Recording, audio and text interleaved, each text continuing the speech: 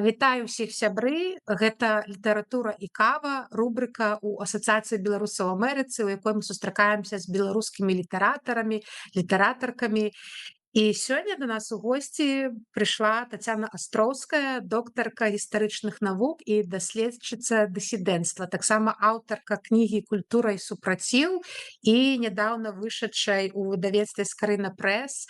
Тацяна напісала прадмову да кнігі Ларысы Геніюш, якая была апублікавана, і мы пра гэта з вершамі Ларысы Геніюс зборнік.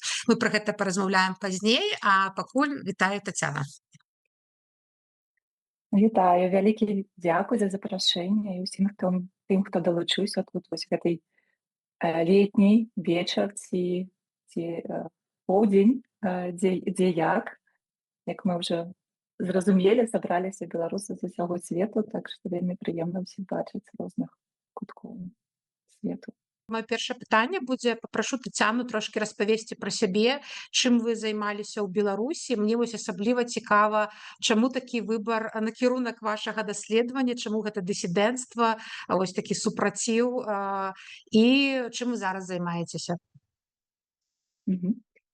Дзякуй за пытанне. Я ў Беларусі вучылася на філасофскім факультэце Беларускага дзяржаўнага універсітэта і скончыла таксама магістратуру па філасофіі і яшчэ адну магістратуру ў ЕГУ па сацыяльнай тэорыі і палітычнай філасофіі.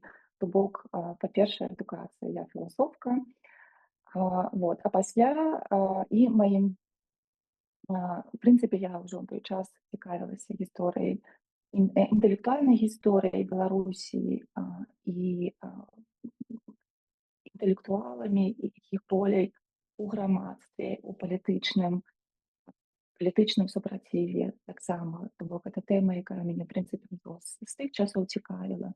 І пасля, калі я пераехала ў Нямецчыну, гэта ўжо было больш за 15 гадоў таму, я дала заяўку ў дактарантуру і хацела насамрэч пісаць пра 90-е, пра вось гэты інтэлектуальны ўздым пачатку 90-х, калі ўсё мяняецца, калі з'яўляецца абсалютна новая культура, ствараецца новая культура быццам без нічога.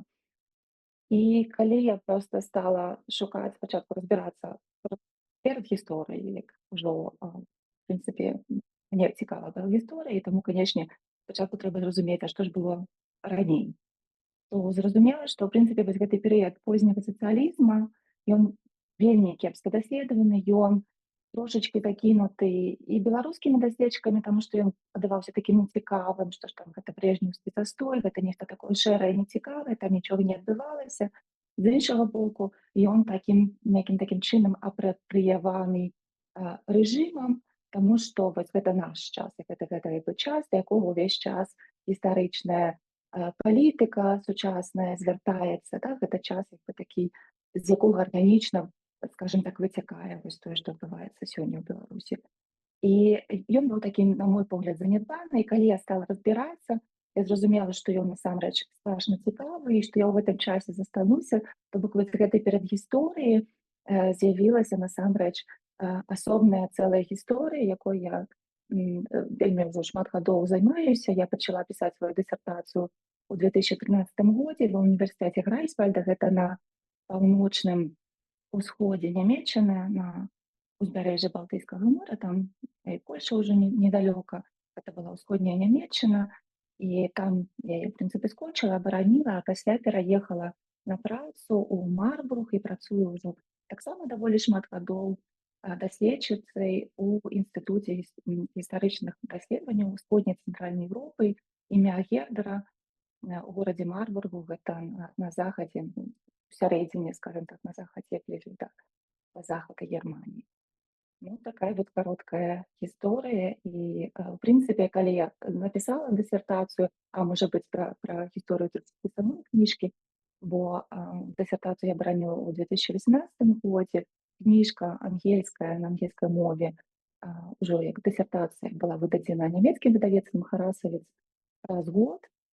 Я у той момант уже трошкі дапрацоўвала, а пасля амаль адразу, дзякуючы майму калегі і сябру Владзіміру Валодзіну, ён паказаў эту кніжку Алесю Беляцкаму і вясне, і Алесь Беляцкі самы які насамрэч адзін з герояў гэтай кніжкі, ён і я пішу пра гэта і шмат кажу, і гэта такі аспект ягонай дзейнасці, які можа быць не ўсімі заўважаны, але ён вельмі шмат займаўся і вельмі добра разумее, што вось гэтая гісторыя, што супраціў немагчымая без гісторыі. Скажем так, калі гэтыя падзеі знікаюць, рассыпаюцца ў пяску, так, вось працэс той гісторыі, то вельмі цяжка пасля сабраць нешта, матываваць людзей.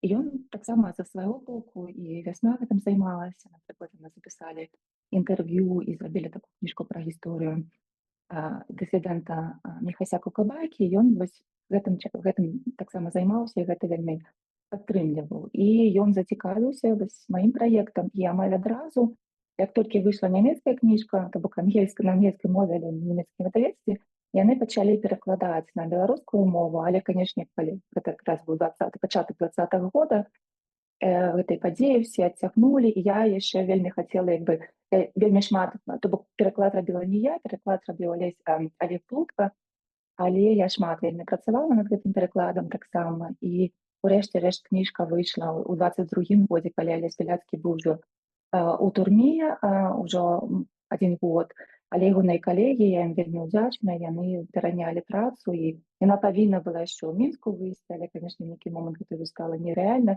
і яна выйшла ў Беластоку. І ёсць яшчэ адзін пераклад на рускую мову, над якім я таксама працавала, і ён вось у мінулым годзе выйшаў, і таксама, як мне падаецца, не кепска атрымаўся, бо я зноў жа рабіла не я пераклад, але шмат працавала над ім і перачытвала. Дзякуй, сябры. Тацяна скінула спасылачкі на свае кнігі, вось пра што мы будзем усё размаўляць. Я вам потым у чацік буду іх таксама скідваць, таксама я пастараюся, буду намагацца іх скапіраваць і закінуць і пад відэа, калі мы выкладзем яго на YouTube, і таксама пад Facebook сустрэчай. Можа быць, так, і, канешне, яшчэ вось да пытання, чаму я пачала займацца гэтай тэмай, мне падаецца, трошкі на яго адказала, але, канешне, чаму я і не скончыла ёй займацца, таму што, канешне, падзеі 20-го года яны абсалютна гэтую тэму актуалізавалі, і зноў жа я кажу пра неабходнасць веды пра гісторыю супраціву, і мне падаецца, ёсць гэтая патрэба таксама ў грамадстве зразумець, адкуль вынікае гісторыя 20-го года.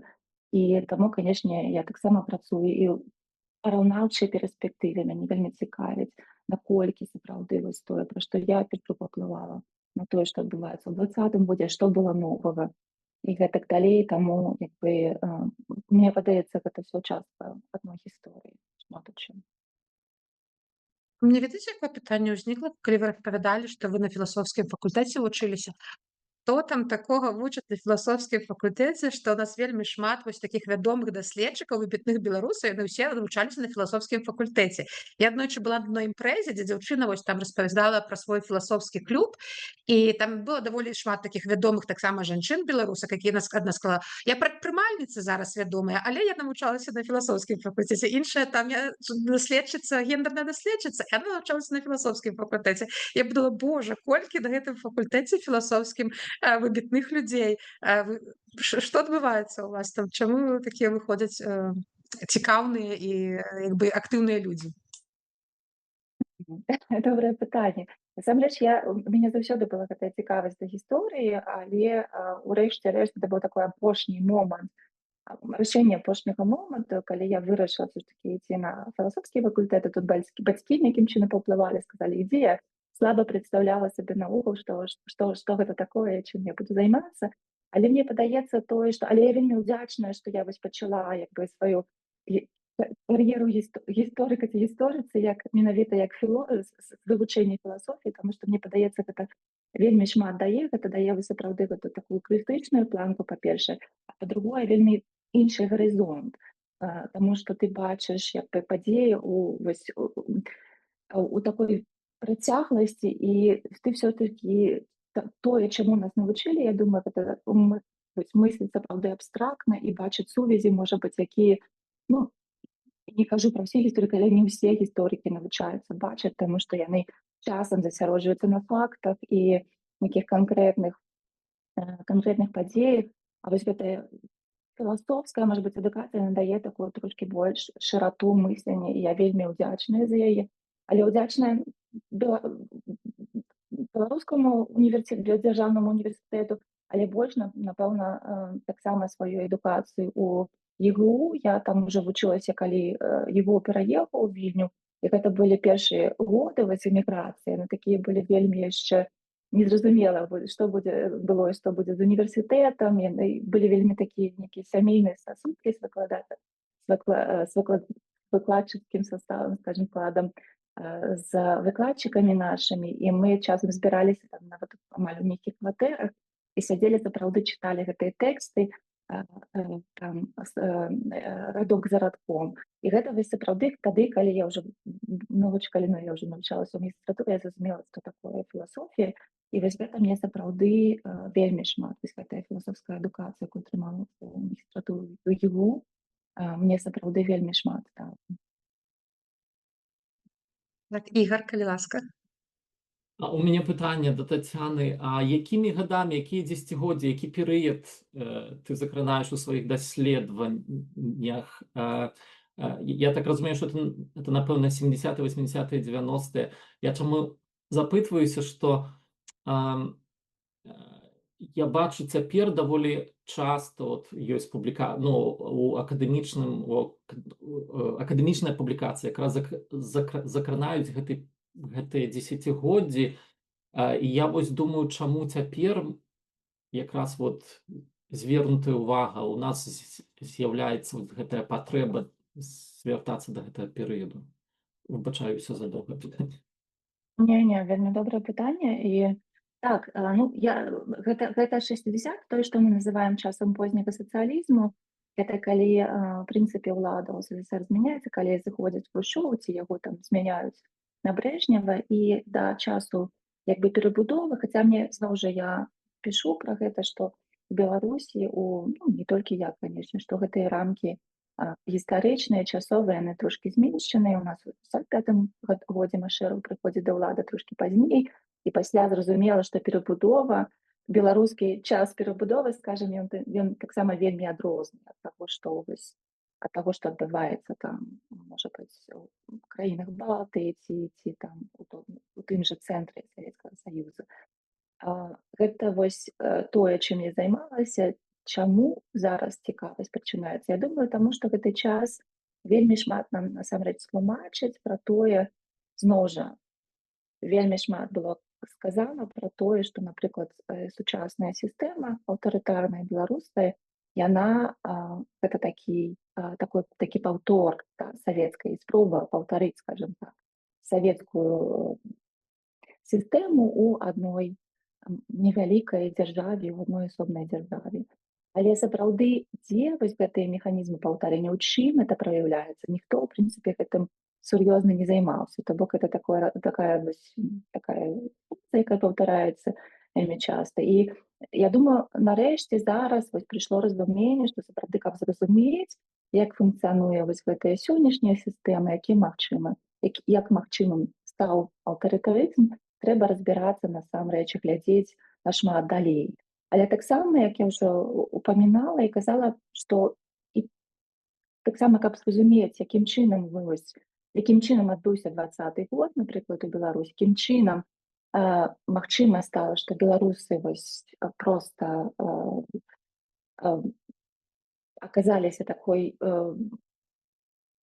што беларусы так сябе праявілі ў 20-м годзе. Я думаю, таксама трэба глядзець далей і глыбей, таму што зразумела, што гэты год і гэтыя падзеі, гэтая рэвалюцыя не адбылася проста з нічога. Як не гісторыкі часта сабе там спрабуюць уявіць. У яе таксама, безумоўна, былі перадумовы і інтэлектуальныя, і палітычныя, і эканамічныя, і культурныя, безумоўна. І ты пытаўся пра тое, гэты час, канешне, мяне вельмі цікавіць, і мне падаецца, ён яшчэ не вывучаны, там гэты час позняга сацыялізму у Беларусі, і сапраўды Беларусь была такой вельмі такім цікавым, унікальным кейсам шмат у чым, але таксама я займаюся і сучаснай гісторыяй, то бок пачынаючы там з 90-х і вось амаль да сённяшняга часу. Вось тое маё даследаванне пра інтэрнэт і яго асаблівасці ў Беларусі, якое, спадзяюся, хутка выйдзе, там хутка ўжо будзе скончаным. Яно, канечне, ахоплівае ўжо бліжэй нас, як бы нашу гісторыю бліжэй да сучаснасці. А мне яшчэ такое пытанне, вось вы там даследуеце ось 60-е, 80-е, 90 папулярна даследаваць, нават трошкі там 2000-е хтосьці закранае. А які патрэбен прайсці час, каб мы маглі аб'ектыўна паглядзець на падзеі 20-го года, каб уже можна было іх даследаваць і сказаць, што ну вось гэта ўжо нейкая такая больш-менш канструктыўнае даследаванне.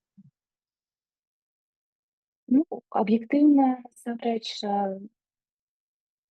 вы зразумелі, што аб'ектыўнасць гэта ўсё роўна вельмі адносны панятак. Я думаю, што мы маем крыніцы, мы маем, в прынцыпе, дастаткова матэрыялу якраз, выключыць пра украінскую пра вайну Расіі супраць Украіны, як самую дакументаваную вайну.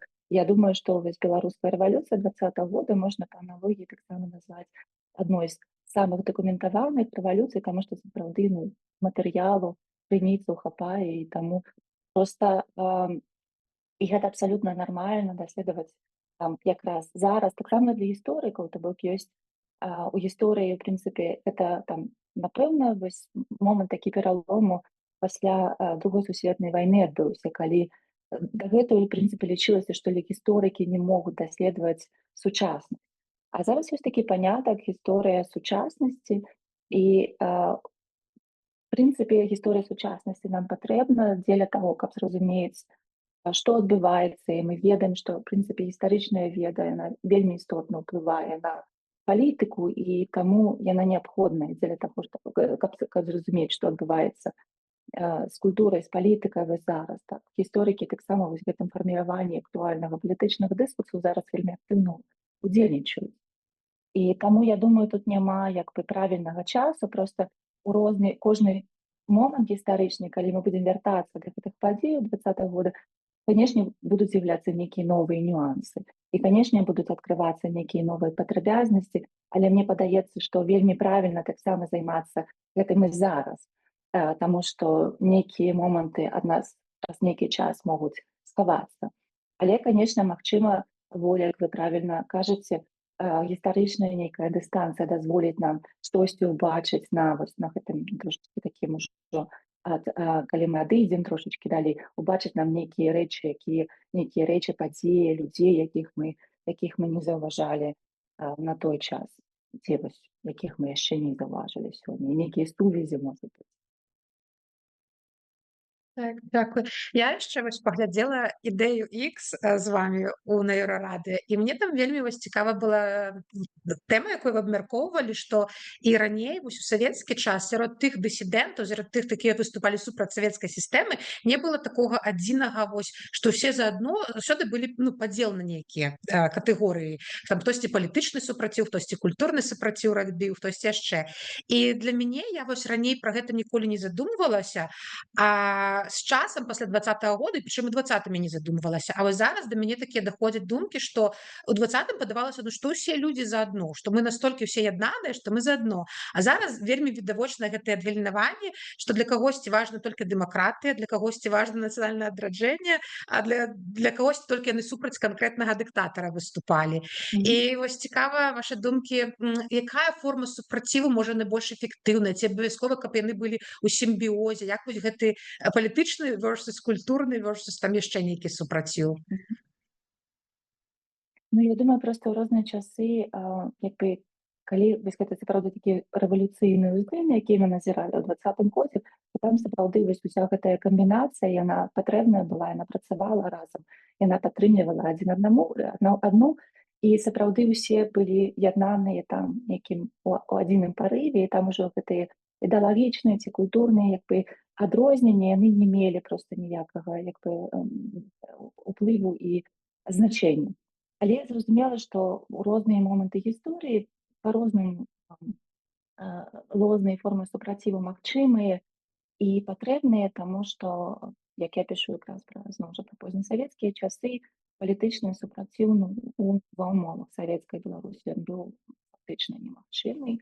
І тады вось гэты культурны супраціў, які часта ўздымаўся менавіта і з'яўляўся ў асяроддзі тых людзей, якія ў прынцыпе функцыянавалі ўнутры савецкай сістэмы і спрабавалі гэтую сістэму нейкім чынам зламаць ці падвінуць яе межы, ці пашырыць яе межы, ці нешта там працягнуць у гэтую сістэму кантрабандай знутры і пашырыць вось гэтыя, напрыклад, панятак беларускай культуры ці беларускай гісторыі, дабавіць нейкія перыяды, якія да гэтага часу былі забаронены, да, якія афіцыйную гістарыяграфію не ўключаліся, як там беларуская вось гэтая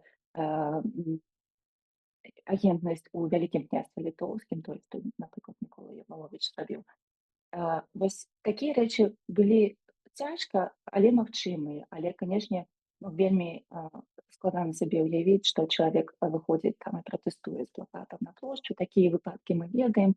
У Савецкім Саюзе там яны здараліся, ці у сацыялістычным блоку, але яны вельмі рэдкія і, канешне, малавядомыя. І, ў прынцыпе, мая якраз тэза заключаецца ў тым, што, магчыма, вось у такіх цяжкіх умовах, магчыма, вось гэтая кантрабанда культурная, яна працуе нашмат больш эфектыўна, чым нейкія адзінкавыя выпадкі менавіта такога адкрытага палітычнага супраціву, таму што зразумела, што дзяржава і органы кантролю адразу іх падаюць. І, у прынцыпе, калі мы думаем пра сучасную Беларусь, да, пра Беларусь пасля 20-21 года, то, ў прынцыпе, зноў жа, мы не можам сабе ўявіць адкрыты культурны супраціў, але мы зноў жа спадзяемся, што вось гэтая культурная разнастайнасць, якая па значэнню ўжо супраць стаіць культурай, якую дзяржава падтрымлівае, яна будзе дапамагаць стрымаць гэтыя дзверы, скажем так, такія вастраўкі там свабоды і свабоднага мыслення адчыненымі. Зноў жа там праз тое, што штосьці там пішацца, ствараецца на беларускай мове, напаўлегальна, часам легальна таксама. Зноў жа нельга сцвярджаць, што зараз у Беларусі нічога не адбываецца, хаця зразумела, што шмат што там было знішчана, але па-ранейшаму ёсць людзі, якія мысляць альтэрнатыўна і трошкі гэтыя вокны свабоды трымаюць адкрытымі. Дзякуй. Я яшчэ хацела трошки вярнуцца да такой тэмы. Вы казалі, вельмі слушна, нас гэта вучылі на гістфаке, што гісторыя ідзе па спіралі, што вельмі важна, каб разумець сучаснасць, ведаць мінуўшчыну. Вось на тых прыкладах супраціва паваеннага ці нават яшчэ старадаўняй і 60-70-х мы можам разумець 20-й год. Таксама вельмі, вось мне спадабалася ідэя X, вельмі раю паглядзець Ігара. Нядаўна яна выходзіла, дзе ён казаў, што вельмі шмат чаго, што мы маем зараз, робім эміграцыі, мы робім дзякуючы тым беларусам, якія жылі ў міграцыі, выпускалі штосьці рабілі. Але таксама зараз, і я таксама вось чытаю там некія літаратуру і думаеш, кніга напісаная ў 1910 ці раней, але як адзін в адзін пра Беларусь 2020 і зараз. Настолькі ўсё рэлевантна. Але мы не можам адмаўляць, што зараз, сучаснасці ёсць і розніца. Напрыклад, той же інтэрнэт, тое ж там штучны інтэлект. Дарэчы, я вось мне Тацяна скінула таксама вельмі цікавае відэа, вельмі гісторыя беларускага інтэрнэту паміж абяцаннем свабоды і пагрозай кантролю. Паглядзіце. Так вось я хацела сказаць, ці заўсёды вы прадбачыце, што гэта спіраль будзе працягвацца, ці ў якісьці момант гісторыя перастане быць рэлевантнай, ці яна заўсёды будзе рэлевантная, даўняя гісторыя ў будучыні, ці там ўсё развіццё штучнага інтэлекта, можа інтэрнэта, яно ўжо зробіць нейкую там гісторыю, мы зможам па ёй вучыцца, толькі ўспрымаць як гісторыю. Гэта супер складанае пытанне, таму што гісторыкі яны могуць ўжо зараз, як я казала, што трошкі дазваляць сабе казаць пра сучаснасць, але, канешне, пісаць прагнозы будучыні і прадказваць будучыню, гэта можа быць не зусім справа гісторыкаў. Але моя такая думка, можа быць, яна спрэчная, такая трошкі правакатыўная, што насамрэч зараз як ніколі гісторыя патрэбная, і не адна я пра гэта кажу. зроблю такі трошечки адгалінаванне. Я вось апошнія 4 месяцы провела у гарвардскім украінскім даследчым універсітэце, інстытуце, прабачце, я мела там стыпендыю. І Сергій Плохі, які вядомы украінскі гісторык, украінска-амерыканскі, які быў шмат гадоў дырэктарам інстытута, вось гэта украінскага даследчага інстытута у Гарвардзе. Ён казаў пра тое, што вось як ніколі пасля 22 года, пасля пачатку вайны Расіі супраць Украіны, запатрабаваная аказалася менавіта яго веда як гісторыка, экспертыза як гісторыка, і там вялікая колькасць інтэрв'ю і кніг і тэкстаў, якія ён выдаў менавіта ўжо пасля 22 года. І мне падаецца, вяртаючыся ўжо да свайго дакумента, я в прынцыпе з ім згодна, мне падаецца, што сапраўды вось гэтай разгубленасці такой, да, калі мы не ведаем, што будзе адбывацца з нашай будучыні, гісторыя можа быць такім ўсё ж такі такім пунктам, за які і такім момантам, некім такім, скажем так,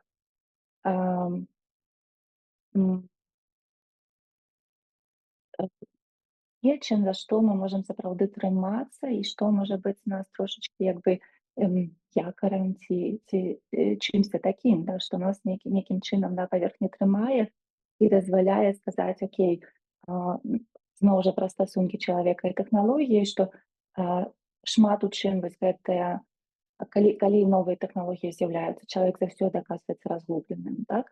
Што зразумела, што гісторыя не паўтараецца, але мы можам нейкія знайсці для сябе патэрны, скажем так, вось гэтых паўтарэнняў, дзе мы можам сказаць: окей, калі людзі там калісьці ўжо гэта адбывалася, ці падобнае гэта адбывалася, то вось так там трэба было паводзіць сябе, а вось так не трэба было сябе паводзіць, як паказала там гісторыя пазней, таму гэта дапаможа мне зрабіць выбар таксама ў сённяшнім часе, асабліва ў час, калі вось у прынцыпе рэлігійнае мысленне, прабачце, знаходзіцца ў крызе, да, не шмат для каго гэта не пытанне, напрыклад, гэта не дапамагае знайсці правільны адказ на пытанне. Менавіта гісторыі, вось гэтыя, скажем так, падзеі, да якіх можна звярнуцца і пашукаць тлумачэнне, і так пашукаць таксама магчымасці для сябе звярнуцца да іх, і якім чынам, можа быць, гэта дапаможа мне правільна прыняць таксама вось правільнае рашэнне ў сучаснасці. Гэта канешне, не абавязкова гарантыя таго, што я зраблю абавязкова правільна, але вось гэтыя арыентыры маральныя, там, і нейкія такія арыентыры паводзінаў, яны вось тое, што можна шукаць у гісторыі, і менавіта, зноў жа паўтару свой аргумент, у час вось гэтай незразумеласці будучыні, магчыма, якраз гісторыя для нас вось такім фундаментам, на які мы можам прынамсі стаць і больш-менш трывала стаяць. Дзякуй за адказ, Ігор. Я хочу про дыяспору запытацца. Я разумею, што эміграцыя у той час, калі мы гаворым пра канец 20-го стагоддзя, пра другую палову 20-го стагоддзя, так? Беларуская эміграцыя. Наколькі я разумею, наколькі я ведаю, у прынцыпе, уплыву беларуская эміграцыя не мела на тое, што адбывалася у падсавецкай Беларусі. І вось цяпер мы у эміграцыі ці ў дыяспары, неважна, як мы гэта называем, якая ёсць для чаго мы гэта ўсё робім? У прынцыпе, мне здаецца, што я для сябе адказ як бы сфармуляваў, але ён такі крышачку скептычны адказ, што я працую, што тое, што я раблю на будучыню, што калісьці, магчыма, я спадзяюся, што выстраліць гэта там у Беларусі. А вот нейкай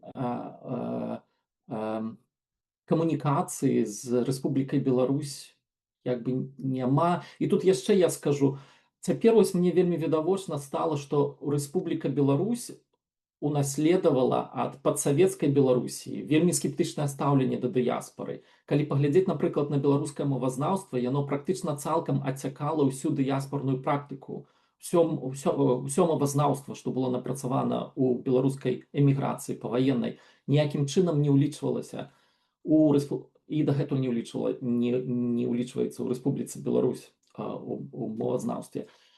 І вот з-за таго, што я жыву ў дыяспоры, для мяне гэта як бы крышачку балючае пытанне.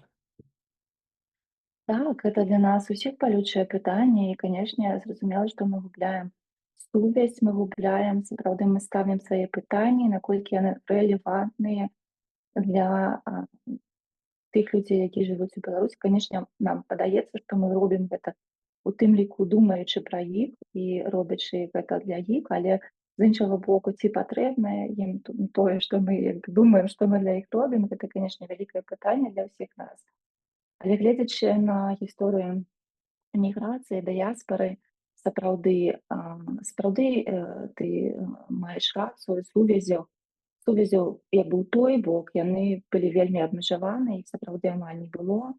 Але з іншага боку мы проста бачым, вось калі я чытала, напрыклад, даследаванне, ведаеце, да, што Радыё Свабода, Свабодная Еўропа, яна мела таксама даследчыя аддзелы, і там былі такія рапарты, розныя даследаванні. І вось калі чытаеш гэтыя дакументы, але таксама і, в прынцыпе, эмігранцкія выданні, ты бачыш, наколькі яны ўважліва сачылі за сітуацыю савецкай Беларусі, за культурай, таму што я менавіта культурай цікавілася, я ў першую чаргу за гэтым глядзела. Кожны момант, кожная падзея, там нейкі з'езд, нейкая там выхад нейкай кніжкі, все вельмі важліва абмяркоўваецца сапраўды на такім высокім узроўні, то бок гэта таксама вось матэрыял, які мы яшчэ не вывучылі дасканала. Наколькі гэтая веда пра савецкую Беларусь у міграцыі была на нейкім такім супервысокім узроўні. Але мне падаецца тое, што, можа быць, ім не ўдалося, вось такая, скажем так, рэпрэзентацыя Беларусі, савецкай Беларусі і савецкай Беларусі свету, таму што насамрэч мала хто з эмігрантаў тагачасных інтэграваўся, напрыклад, у акадэмічны, амаль ніхто, там запруднік выкладаў у амерыканскіх універсітэтах, але наколькі я разумею, гэта былі такія больш факультатыўныя курсы, то бок сапраўды там хтосьці нейкага прафесара ці больш за тое там нейкую кафедру, каб хтосьці з беларусаў узначальваў менавіта з гуманітарыі. Такога, на жаль, мы не маем, і, канешне, вось гэтай рэпрэзентацыі і магчымасці вынесці проста даследаванні беларускія на ўзровень глобальнай акадэміі, дзе проста Беларусь бы рэшце-рэшт абмяркоўвалася. Гэтага не сталася, і, магчыма, вось у гэтым зараз сёння наша будзе функцыя.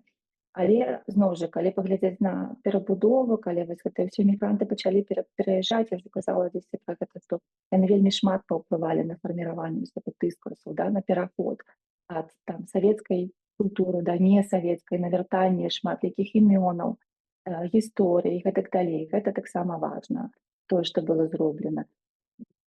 І у нас трошечкі іншая сёння сітуацыя, але нават інтэрнэт нам не заўсёды гэтай сувязі дапамагае атрымаць.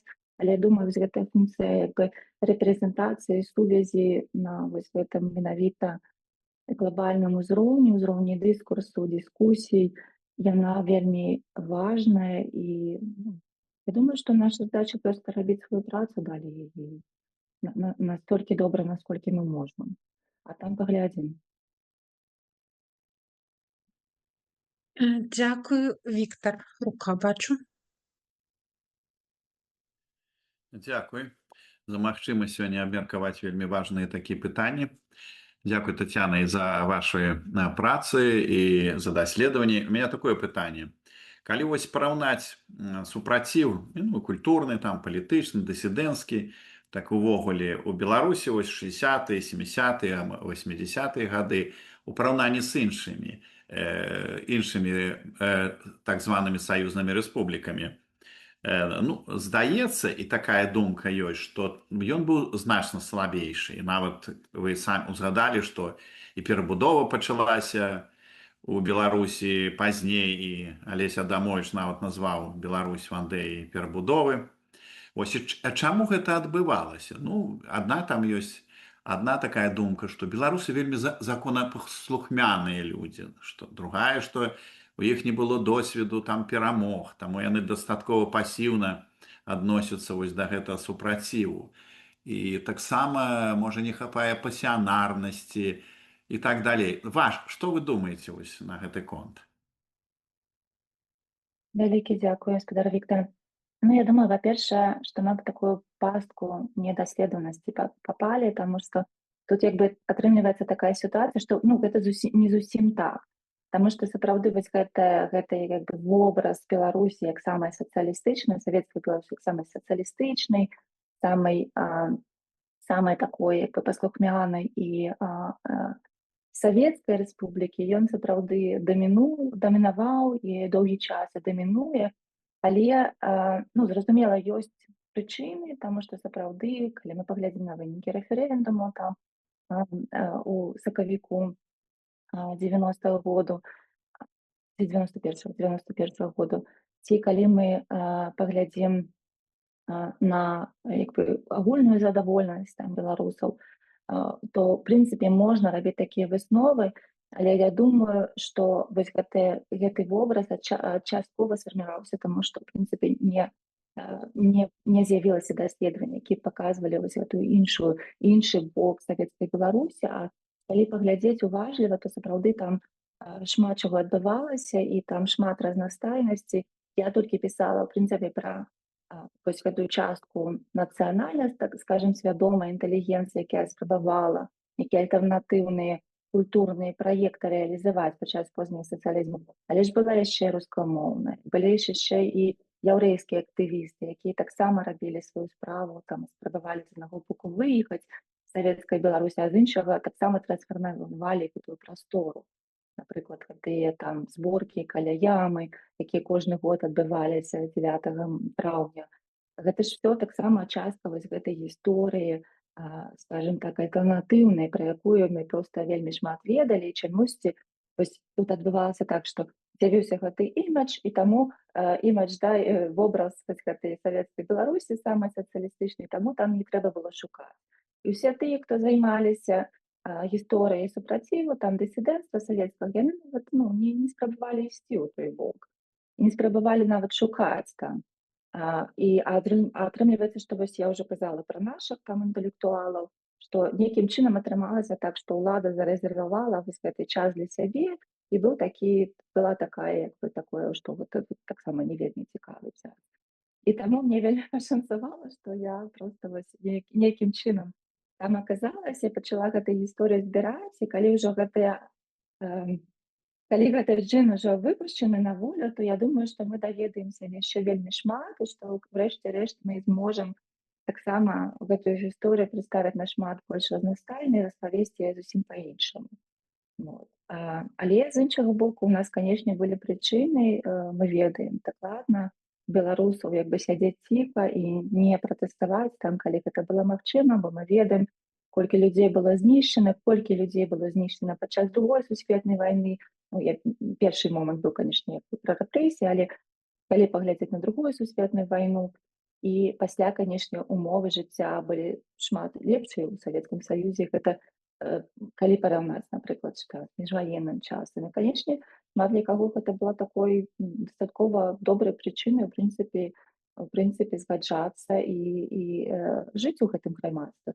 Але таксама і кантроль, бо Беларусь быў сапраўды на такім вельмі сур'ёзным узроўні, бо Беларусь была памежнай дзяржавай, памежнай ўжо з Польшчай, якая была сацыялістычнай, але ўсё роўна гэта ўжо зразумела, што не частка Савецкага Саюзу. Беларусь, пра тое, што зноў жа мала яшчэ пра гэта кажам, была проста напечкана вось гэтымі ядзернай зброяй.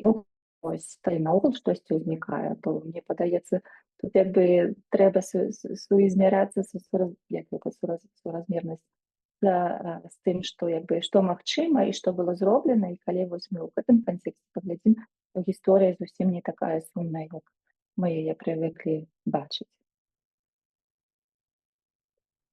Дзякую за адказ. Я думаю, што мы можам перайсці яшчэ да адной тэмы вельмі цікавай, і я запрашаю далучыцца да гэтага абмеркавання і Ігара Іванова, таму што вось якраз у траўні у выдавецтве «Скарына прэс» выйшаў зборнік вершаў Ларысы Геніюш, які яна напісала ў паваенныя гады. Гэта быў перадрук.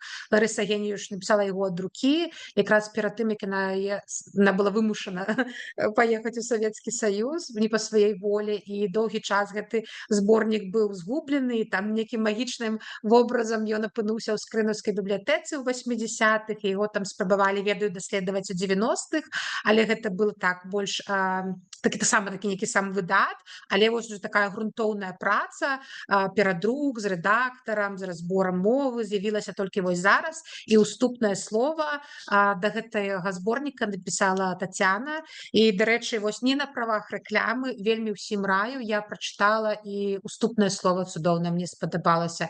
І самы вершы, конечно, Ларысы Єніуш, яны яшчэ такая мова ў яе цікавая. Вось, сябры, я зараз скіну спасылачку, калі ласка, замаўляйце, чытайце, гэта таго вартае. І я, напэўна, звярнуся да Тацяны, да Ігара, трошкі болей распавесці пра сам гэты зборнік, і таксама пра вось гэтую цікавую, мне была дэтэктыўная гісторыя, як ён з'явіўся, хто яго ў скрынаўскую бібліятэку перадаў. Можа, Ігар, вы пачніце пра вось такую гісторыю, а потым Тацяна ўжо працягне пра сам зборнік. Добра, я тады на правах ужо выдаўцы пачну. Зборнік мы рыхтавалі. Гэты зборнік, ён рыхтаваўся, напэўна, 3 гады, ведаеце. 3 гады.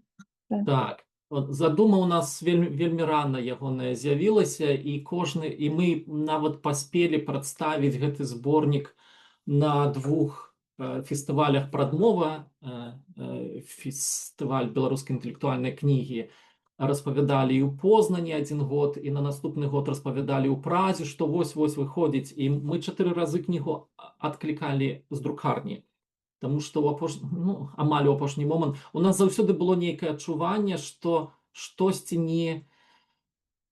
мы не дарабілі да канца. Так што, ў прынцыпе, тое, што выйшла, гэта прайшло праз такі працэс вельмі пакутны, але таксама і вельмі шчаслівы.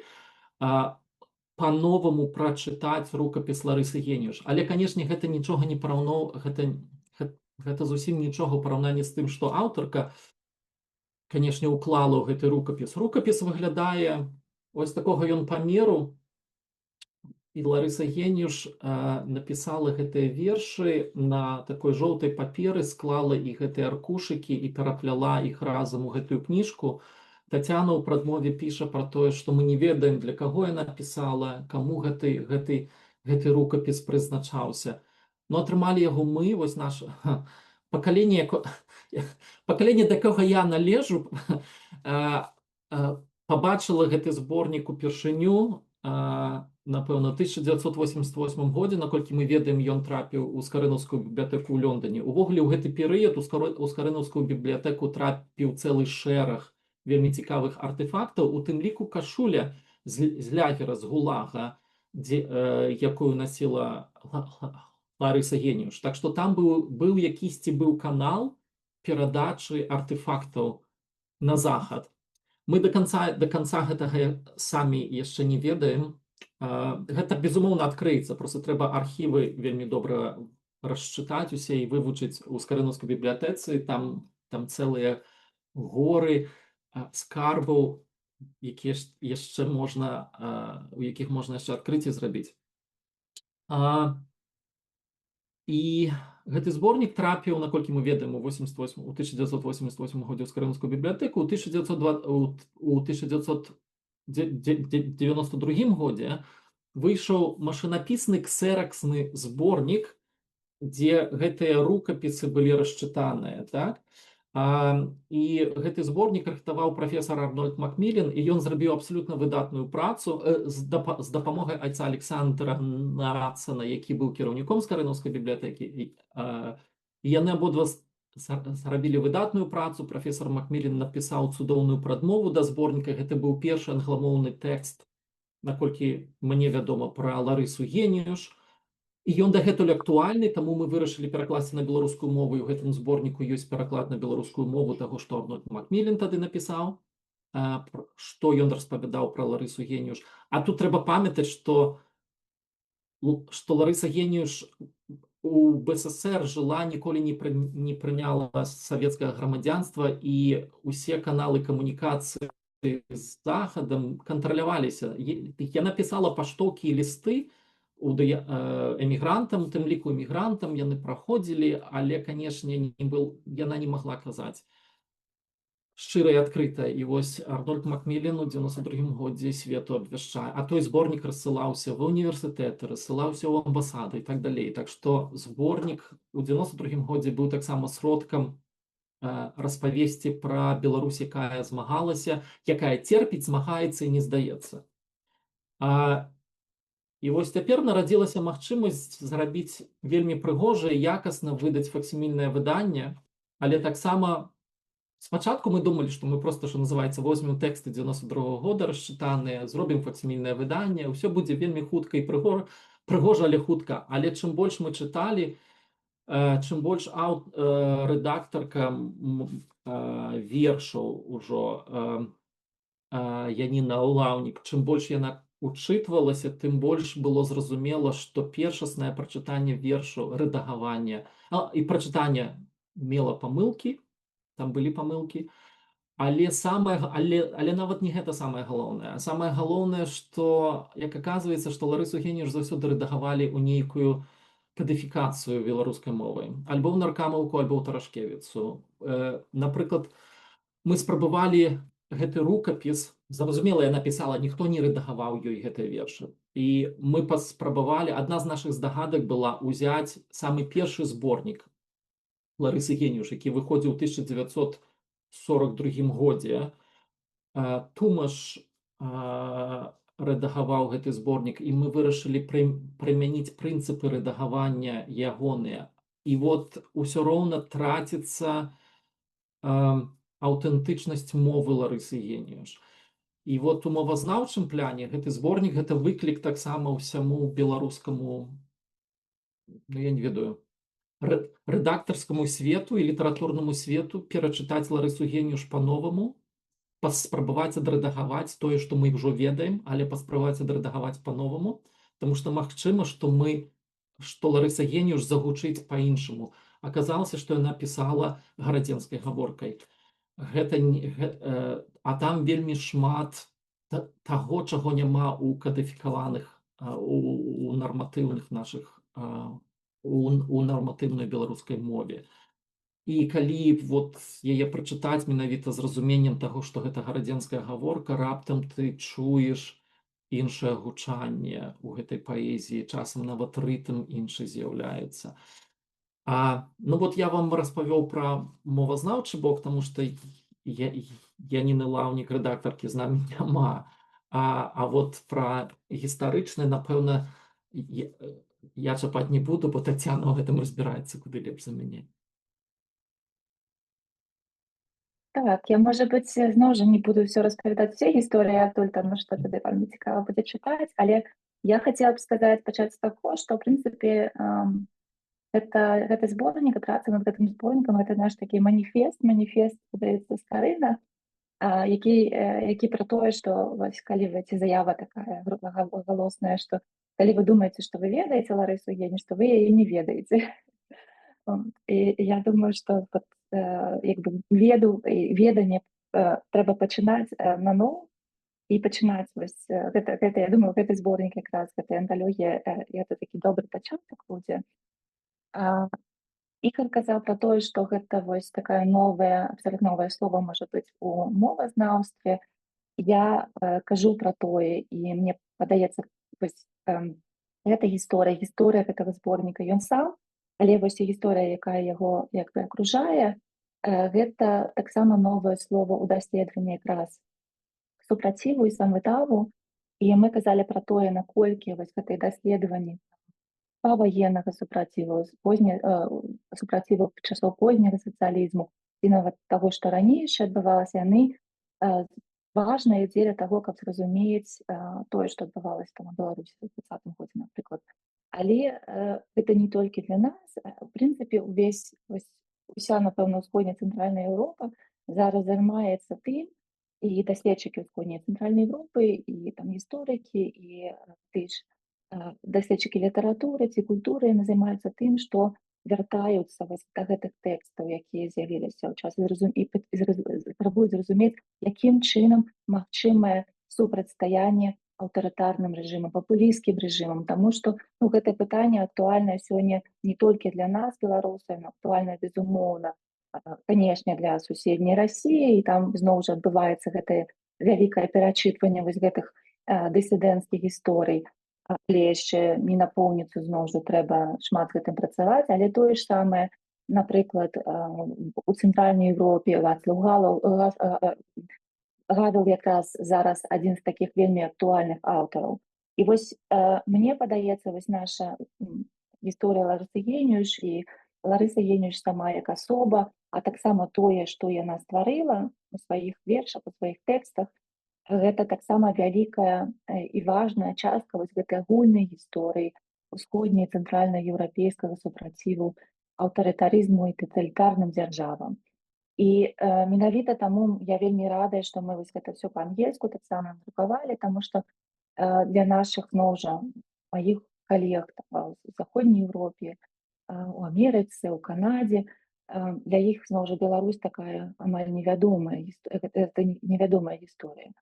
І у гэтым сэнсе, у кантэксце гісторыі супраціву. І вось мне падаецца, што з гэтым зборнікам вось вельмі выдатна і як бы своечасова уключаемся просто в эту гісторыю, в эту дыскусію глобальную про тое, як магчыма супрацьстаянне таталітарнай дзяржаве на індывідуальным узроўні, але таксама і на калектыўным узроўні.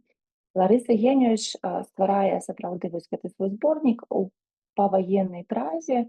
Я пишу там і пра адное, што здавалася б такі момант аптымістычны, таму што вайна скончылася, можна пачынаць новае жыццё, але насамрэч, калі мы паглядзім на інтанацыі яе вершаў, яны такія хутчэй вельмі мінорныя і трагічныя часам, таму што, канешне, яна згубіла вялікую частку сваёй сям'і падчас вайны, падчас сталінскага тэрору, тая, якая засталася у Беларусі, гэта большая частка. Может быть, гэта гісторыя больш вядомая, таму мы не маем часу зараз. І зноў жа там вот такое вот яна і чаму гэта актуальна для нас сёння як мігрантаў, таму што яна якраз вельмі шмат амаль у кожным тэксце разважае пра вось гэты вобраз радзімы, пра досвед эміграцыі. А я паспрабавала сёння, дарэчы, падлічыць яе колькі яна была ў эміграцыі і як бы за межамі радзімы, і таксама атрымалася немало, калі паглядзець вось 12 год, напэўна, у празе яна пражыла ў Чэхаславаччыне, 3 гады, напэўна, падчас Першай сусветнай вайны, пра гэта вельмі рэдка ўспамінаецца, то бок за 15, і яшчэ 8 гулагаў, то бок атрымліваецца 23 гады яе досведу вось агульнага, як па-за межамі радзімы, мы пра гэта таксама не кажам ніколі, наколькі гэта паўплывала на яе творчасць. Таму вось у гэтым сэнсе яна вельмі блізкая таксама нам, як і аўтарка менавіта з гэтым досведам адарванасці ад радзімы, і яна шмат пра гэта піша. Я хочу выбачыцца за такое дылетантскае пытанне, але вось у мяне ўзнікла яно, калі я слухаў Ігара. Я магу яшчэ больш-менш зразумець, навошта рэдагаваць аўтара, з якім можна пагаварыць і нешта дамовіцца аб ім. А вось з якім ужо ні аб чым не дамовіцца, узнікае проста пытанне, хто я такі, каб правіць шэдэўр? Так. Адказаць? Так. Ну, ты кажы, конечно. Вельмі проста. Гэты рукапіс Ларыса Геніуш пісала вот як пісала, так? Але ніхто так кнігі потым не выдае. Гэта не важна, што чалавека з намі няма. Калі чалавек вось так вось піша, ён робіць памылкі. Напрыклад, у гэтым вот рукапісе, там мы таксама наўмысна зрабілі факсімільнае ўзнаўленне. Гэта значыць, што кожны можа параўнаць нашае прачытанне з тым, што яны бачаць на гэтых старонках, так? І вось там даволі відавочна, што і часам, пытанне проста паўстае, гэта і ці гэта е, і як вот гэта прачытаць. І калі з веданнем гарадзенскіх гаворак, то пачынаеш часам пісаць іншую літару ў параўнанні з тым, што было б у нарматыўнай беларускай мове. Так? Таму гэтае рэдагаванне, рэдактарка напісала, што прынцыпам гэтага рэдагавання была павага, максімальная павага да задумы аўтаркі. Мы спрабавалі ўжыцца, што Ларыса Геніюш мела на ўвазе, калі яна гэта пісала, і калі ці гэта памылка, ці гэта наўмысна. Так? Ну і, канешне, пунктуацыя, хаця б з пункту гледжання пунктуацыі, там крышачку з пунктуацыі, але з пунктуацыі таксама ёсць такая рэч, што ёсць, напрыклад, цікавае даследаванне таго ж самага Пацюпы, як пісаць у кароткае у беларускіх паэтычных тэкстах. І ён распрацаваў цэлую метадалогію гэтага, таму што у кароткае не заўсёды у вершах павінна пісацца там, дзе гэта чытаецца ў кароткай і так далей. Ну вот ёсць тэхнічныя моманты, якія абавязкова трэба было прадумаць, перш чым надрукаваць тое, што было напісана рукой. Шчыра дзякуй за адказ. Але дзякуй за цудоўнае пытанне, мы над імі сядзелі вельмі доўга. Мне падаецца, я ўжо набыў гэты зборнік, але яшчэ не было часу прачытаць. І вось шчыры дзякуй за тое, што пакінулі факсімільную копію, каб сапраўды можна было параўнаць. І вашы думкі, гэта проста цудоўна. Шчыры дзякуй. Я таксама, калі праглядала гэты зборнік, пабачыла мову, адразу вспомніла гэтую бітву мовазнаўцаў, яшчэ пагорш з мукой ці без дранікі, хтосьці выступае за чысцюткую беларускую мову, што як вы пішаце, выпраўляеце сябе, удасканальваецеся, а хтосьці кажа, ну я з такой мясцовасці, моя гаворка такая. І вось калі глядзіш на зборнік вершаў Ларысы Геніюш, хочацца сказаць, шах і мат вам мовазнаўцы, вось, которые там адэпты чысціні мовы. Так, я яшчэ бачу пару пытанняў, але не зусім у тэму пра Ларысу Геніюш, таму давайце, можа, мы скончым вершамі, а потым ось і пытанні з чаціка я зачытаю. Я еще, может быть, добавлю 2 слова про роль эміграцыі, якраз таму, што вось тое, што мы размаўлялі, і тут якраз прыклад зноў жа Ларысы Геніюш і яе тэкстаў істотны, таму што вось адна з роляў зноў жа эміграцыі гэта захаванне. Мы ведаем, мало што знішчаецца зараз у Беларусі, і знішчаюцца і лічбавыя архівы, ці знішчаныя ўжо былі, там, калі падумаць пра той жа Тутбайт, як там шмат чаго было знішчана, вось гэтая гісторыя наша, якая ў інтэрнэце была, яна шмат у чым знікла. Тое ж самае адбываецца і на ўзроўні такіх матэрыяльных менавіта артэфактаў, будынкаў і гэтак далей. І эміграцыя якраз важная роля эміграцыі гэта захаванне. І сапраўды у тым жа захаванні вось гэтага зборніка зноў жа эміграцыя. Мы не ведаем, хто гэта быў дакладна. Зноў жа тут, як вы кажаце, воля дэтэктыўнай гісторыі. Мы ведаем, магчыма, што сын быў заангажаваны ў гэтае захаванне, але таксама адназначна, што іншыя людзі. Але таксама і іншыя яе вершы. Я калі працавала ў Старынаўскай бібліятэцы, то знаходзіла і чытала там лісты. Ларыса Геніюш, прыкладам, пісала сябру ў Аўстралію, а той, ведаючы, наколькі гэта значны аўтарка, наколькі значны такі культурны герой, скажем так, нашага часу, ён адпраўляў гэтыя лісты з Аўстраліі у Старынаўскую бібліятэку дзеля захавання. Вось такія рэчы, якія мы зараз, калі б ён гэта не зрабіў, напрыклад, то мы шмат там вершаў там или згубілі, ці проста нейкіх аўтографаў. І вось зноў жа такія, можа быць, незначныя падзеі, там нават такія нейкія індывідуальныя акты, яны насамрэч і складаюць нашу гісторыю, робячы яе больш аб'ёмнай, больш цікавай, больш шматграннай. Таму таксама захоўвайце, і кожны з нас іграе ў гэтай гісторыі сваю ролю. Я прачытаю адзін верш, дзе якраз яна разважае пра досвед эміграцыі. Ён называецца, я, канешне, не ведаю, наколькі мне ўдасца перадаць гэтае гучанне, это ідэнтычнай гродзенскай гарадзенскай гаворкі, але я трошкі, прынамсі, паспрабую. Называецца «На бруку чужом». Светлай руні дзіця, сябра вольных вятроў, што звон сэрца разгойдалі песняй. Быццам спыняны птах, в сцегнах вогкіх муроў, б'юся ў клетцы скрываўленай цеснай. Краскі скромныя дэў мяне хочуць уцішаць, лісце ласку нясмела трапешчуць, а на бруку чужом у ноч крывавіць душа, заглядзеўшыся нема ў вечнасць. І здаецца часом у хвілі дзіўнай тугі, што няма ні граніц, ні аковаў, а свой ясны хрыбет і свае берагі Нёман з небам злучыў Васільковым, што няма ланцугоў на народных руках, то няма ўжо ні здзеку, ні кратаў, і ў начной цішыні не спыняецца страх на парозе сялянскай хаты. І, можа быць, яшчэ адзін, калі ў нас яшчэ час дазваляе, я таксама яго вельмі люблю, ён раскрывае гэты зборнік, і ён, я казала пра вось гэты настрой такі трагічны, Ларысы Геніюш, але таксама, што вельмі важна і важна для нас, як эмігрантаў, гэты зборнік таксама вельмі пра надзею. То бок надзея, зноў жа, у кожным з гэтых вершаў яна прысутнічае, і я думаю, што тут мы можам сапраўды наткняцца і трымацца за Ларысу Геніюш. Кусочак неба.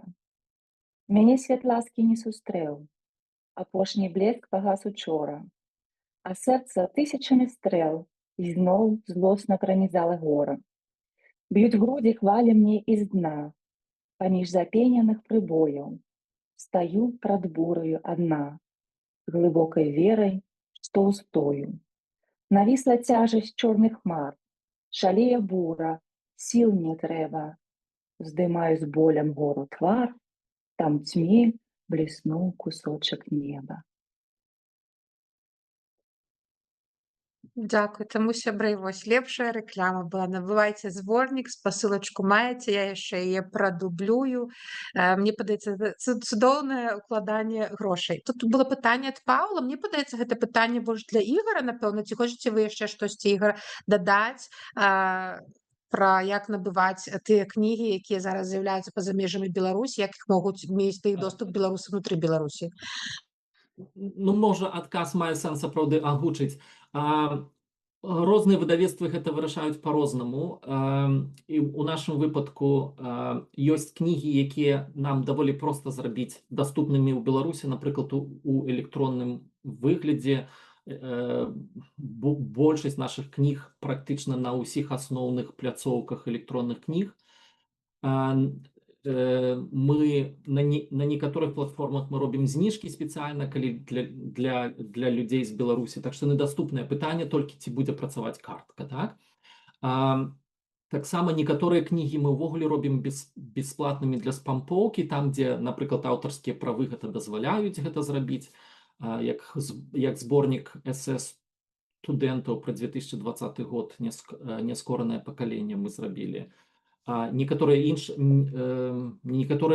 кнігі, прынамсі адну кнігу мы аддалі бясплатна на камунікат. Таксама, я думаю, што з цягам часу на такіх сайтах, як камунікат, гэта таксама будзе.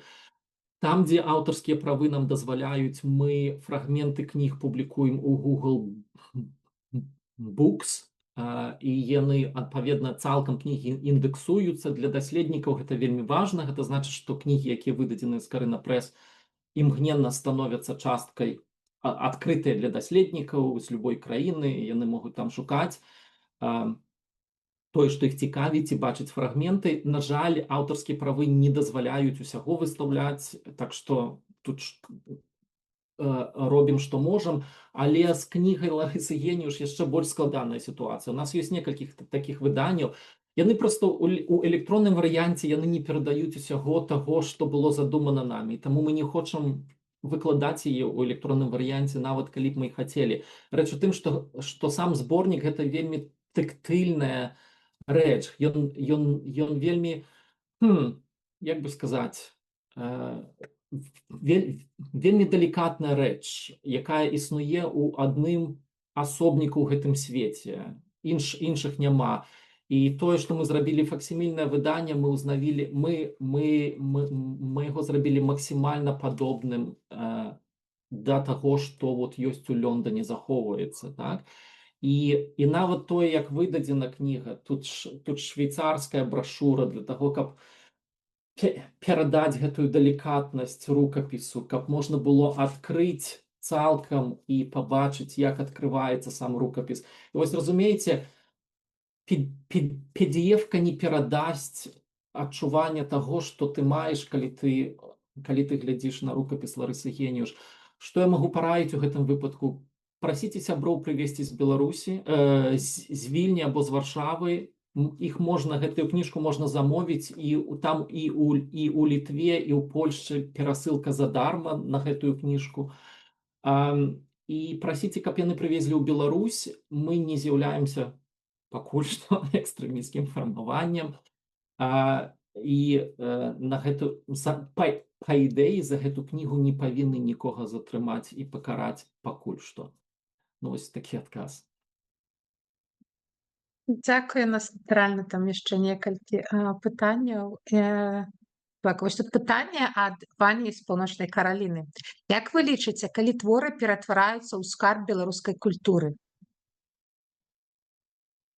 Гэта, дарэчы, можна Ігару, так і Тацяне адказаць. Окей, ну, Цяжкое пытанне. гэта вельмі цяжкае пытанне. Ну, глядзіце, калі творы пачынаюць перавыдаваць зноў, то гэта сведчанне таго, што да твораў ёсць увага, што яны штосьці значаць новаму пакаленню, што творы прачытваюць па-новаму новымі вачыма у новых сітуацыях. Магчыма, калі творы пачынаюць натхняць іншых ствараць, у літаратуры багата чаго ствараецца на падабенства чагосьці, як водгук на твор. Я думаў, можа быць, у гэтай сітуацыі можна прыгадаць таксама, я думаў пра іншамоўную беларускую літаратуру. Для нас вельмі востра, канешне, стаіць пытанне расійскамоўнай літаратуры, так, беларускай, ці гэта беларуская літаратура? Ну, канешне, беларуская. Пытанне, калі яна становіцца беларускай. Вельмі добрым доказам, сведчаннем гэта будзе пераклад на беларускую мову. Гэта значыць, што твор, напісаны на іншай мове, на ідыш, на расейскай, на польскай, на украінскай, запатрабаваны большай беларускай аўдыторыі, каб прачытаць беларускамоўнымі вачыма гэты твор. Ну, карацей кажучы, нейкага простага адказу ў мяне няма, таму што можа быць сітуацыі, таму што творы розныя, сітуацыі розныя, і мы ўсе розныя. Я, можа быць, абайду гэта цяжкое пытанне і скажу па-іншаму. Я лічу, мне падаецца, што насамрэч у беларускай культуры яшчэ шмат скарбаў, якія не адкрытыя. І тут менавіта таму, што я з гэтай сітуацыі, пра якую казала, з іншага боку, таму што дзяржаўная палітыка ўвесь час сцірае нейкія культурныя слаі, там, і гэта ўвесь час проста велізарныя рэсурсы на гэта выдатковыя. З іншага боку, у нас не хапае даследчыкаў, у нас не хапае чытачоў, у нас не хапае папулярызатараў навукі. І гэта все, над гэтым трэба все працаваць, вельмі шмат працаваць. І мы чакаем, што будзе нейкі прыліў. Можа быць, зараз, дзякуючы таму, што ў міграцыі трошкі можна больш вольна можна працаваць. Але я ўпэўненая, што такіх скарбаў яшчэ неадкрытых вельмі шмат. І давайце іх шукаць разам. Дзякуй. Хацелася б скончыць на гэтым натхняльным, але ў мяне ёсць адно пытанне, якое я вельмі хацела задаць яшчэ там на пачатку, але ўжо думала, можа, не паспеем, але думаю, я ўсё-такі его спытаю. Я хацела вось пра штучны інтэлект задаць і даследаванні. Я ведаю, напрыклад, што ў міры навукі там фізікі, хіміі, ну гэта проста неверагодны нейкі скачок, таму што вось ёсць уже доказы якосці там эксперымент, яго рабілі гадамі ці месяцамі, зараз ён штучны інтэлект можа зрабіць за гадзіны проста. І гэта проста супер ускарае працэс даследавання вось гэта навуковага. А ці выкарыстоўваеце вы штучны інтэлект у нейкім сваіх даследаваннях? І ці вы бачыце, можа, магчымасць, як можна яго выкарыстоўваць? Гэта таксама такое цяжкое пытанне, і я, в прынцыпе, ўжо шмат даволі гадоў сачу як за развіццём, мы называем гэта digital history, да, лічбавай гісторыі, і якія там пытанні ставяцца, якія там магчымасці адкрываюцца. Але я сачу, конечно, збольшага за тым, што адбываецца вось тут у Нямецчыне, але, в прынцыпе, напэўна, і паўсюль. І тут, конечно, такая дылема атрымліваецца, таму што з іншага боку можна, в прынцыпе, падумаць, напрыклад, пра тое, што з гэтай вось магчымасці там open character recognition, да, калі вялікія расчытваюцца архівы, вялікія масівы менавіта вось гэтых архіўных там дадзеных крыніц расчытваюцца штучным інтэлектам, і тут тэарэтычна магчымы прарыў, але дзеля таго, можа быць, з іншага боку зайду, гісторыя, гэта гістарычная навука заўсёды вельмі там шмат гадоў ці да 10-годдзяў 19-годдзяў была менавіта індывідуальнай працай і прымусіць гісторыкаў працаваць вось калектыўна, працаваць у вялікіх такіх даследчых карпорацыях, скажем так, ну, гэта вельмі цяжкая справа, для гэтага трэба фінансаванне, дзеля таго, каб вось гэтыя магчымасці штучнага інтэлекта рэалізаваць, це сапраўды патрэбны вялікія грошы, а дзяржавы, канешне, укладаюцца, можа быць, у фізіку там ці біялогію, але не надта моцна хочуць укладацца ў развіццё гістарычных навук. Гэта як бы адно пытанне, з іншага боку, канешне, гістарычная веда, яна ўсё роўна вельмі моцна завязана на асобу даследчыка, так же, напэўна, як з літаратурай. І нават калі мы маем крыніцы, і мы іх дасканала расчытаем, маё бачанне, мой светапогляд, мае веды індывідуальныя, яны вельмі моцна ўплываюць на тое, што якая гісторыя ўрэшце рэшт будзе напісаная карыстаючыся гэтых крыніцаў. І мне падаецца, якраз у век штучнага інтэлекту, у век вось гэтых тэхналогій, калі ўсё можна стварыць, але ўсё нейкім чынам адно падобнае на іншае, менавіта вось гэтае індывідуальнае, часам недасканалае нават там памылкі, але гэта тое, што якраз будзе рухаць нашу навуку далей. І з іншага боку, гэта тое, што, магчыма, зараз патрэбнае людзям, вось гэтае менавіта бачанне такое, якое, ну, нам усе, в прынцыпе, мы можам там пагугліць, паглядзець даты, пачытаць пра падзеі, але менавіта індывідуальная інтэрпрэтацыя, тое, што адгукаецца, тое, што патрэбнае, тое, дзе мы можам шукаць нейкія, зноў жа, адказы на пытанні для сябе. Мы іх шукаем не ў датах, мы іх шукаем не ў пералічэнні падзеяў, мы шукаем іх у інтэрпрэтацыі і індывідуальным бачанні. Калі мне адгукаецца гэта гісторыя, тады я для сябе, ну, як бы, тады я яе інтэгрую нейкім чынам у сваю прастору, у сваё жыццё. І таму інструменты абсалютна патрэбны штучнага інтэлекту, але гэта не значыць, што яны вось так вельмі хутка прасунуць работу гісторыкаў наперад. Але, зноў жа, я думаю, што для нас, як бы ты, хто там іммігрантаў, ты, хто паходзіць там з нейкіх такіх, можа быць, не прывілеяваных асяродкаў, якія пасля апынаюцца там дзесьці у акадэмічнай глобальнай акадэміі, канешне, штучны інтэлект надае нейкія перавагі. Я лічу, што трэба імі абсалютна карыстацца. Напрыклад, тое ж рэдагаванне, тыя ж пераклады, тое, што нашу работу робіць больш хуткай, але ўсё ж такі, па-першае, пашкарацца, а па-другое, паскарацца, а па-другое, ўсё ж такі дзесьці і замедліцца, і менавіта вось гэтае асабістае бачанне, мне падаецца, яно па-ранейшаму вельмі істотнае і у час, калі ўсё падобнае адзін на адно. Мне вельмі спадабаўся вось гэты адказ, што з часам геніяльнасцю недасканаласці, мы ведаем з гісторыі, што вельмі шмат крутых геніяльных рэчаў паўстала менавіта з памылак. Але яшчэ такое, вось я думала, часта, калі мы штосьці даследуем, неважна, пра што мы пішам, мы думаем, ну, мы ж так аб'ектыўна, а на самом деле ўсе мы баясты, ўсе мы перадузятыя. А вось штучны інтэлект, магчыма, бы рабіў гэтыя тэксты вось без перадузятасці.